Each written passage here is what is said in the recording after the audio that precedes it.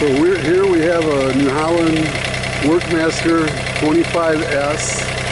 As you can hear, it does run. It has a miss or a knock.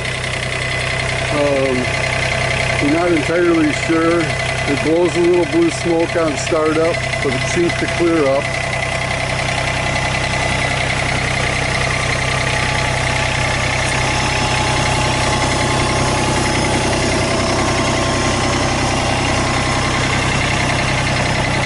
It shows 126 hours on it.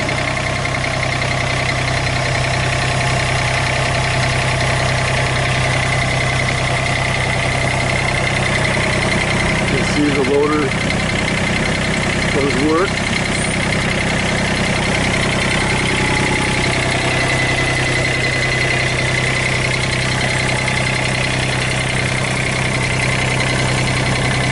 Workmaster 25S.